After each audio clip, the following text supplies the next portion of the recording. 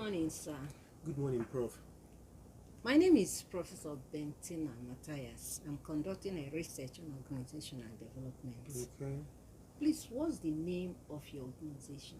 Sparkle Chips. The address and location, please. Number 3 Alpha Lane, Ami Walker, Anambra State. So, how old is this organization? Okay, informally, it's around 14 years, but professionally, it's around 10 years. Okay, thank you very much. What goods and services does this organization provide for the society? Okay, it's basically a confectionery organization. We do cakes, pastries, food. Okay, so what's your staff strength? It comes and goes because I also train people. So most times I train them, they work for me for a couple of months depending on when the person wants to leave. But then again, because I started this as a family business, so I also have my siblings, so I also count them as my staff strength. So for now, I would say 3. 3. Yeah.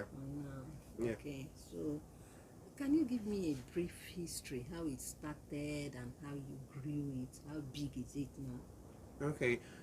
Sparkle Chips, before it became Sparkle Chips, it's been something I grew up loving to do when it comes to the baking, the cooking and all that. And because I do not have sponsor, I come from an average family, so I started from the scratch. In fact, the first pan I used to make cake I did myself with aluminum scrap. So I started from the very scratch, and most times when I get an order to bake for people, I use everything, both the gain and and the rest of the money, to buy equipment. So I was picking it one by one. Everything that Sparkle Chips is today was birthed from the scratch. There was no loan, there was no money from anybody, there was no sponsor from anybody, even from my parents. It's just that they were giving me the word of mouth encouragement. But for every penny that I am leveraging on today was actually from the scratch.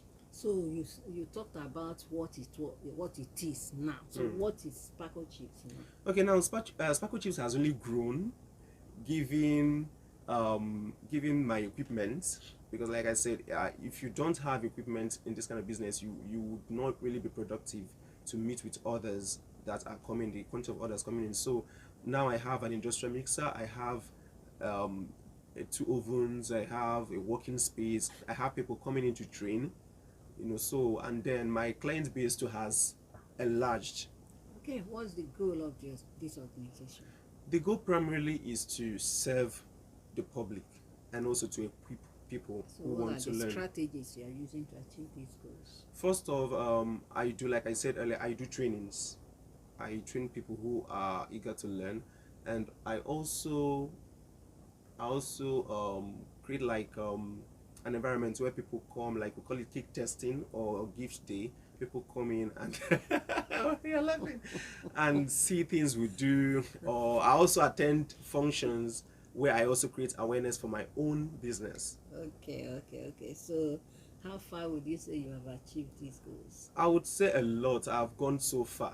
Like I mentioned, given where I started with nothing, like practically nothing. So I would say that I have really done so well in the business. So what's the relationship between this organization and its environment? It's a very cordial relationship because it's something everybody enjoys. People love eating cakes, people love eating pastries, it's food, so why not? Once I'm baking and then my neighbors, once they begin to smell the cake, brother cake, neighbor cake, so there's this cordial relationship between my business and of course the neighborhood. Okay, what are the challenges this organization is facing? Challenges primarily is the cost of the ingredients. It's not funny at all, and as the ingredients are rising, the prices are rising, the cost of production is rising too. So you have to convince the client, you have to preach for the client to pay a certain amount to get the service done. So basically it's the cost of ingredients. I wouldn't really say and the aspect of power supply, because at least right now the power supply has really increased, but to get those ingredients to work it, these are the major challenges. Okay, thank you very much. So, is this organization growing? Yeah, it is growing. It is growing. I know that there was a time I didn't have a social media presence, but now I have a social media presence. And when you're just in your comfort zone and someone calls you and I got a contact from someone referred me to you to do this, or I saw your job somewhere, and so it shows that really I am being seen in the eyes of the public. Thank you very much. Thank you so much, ma'am.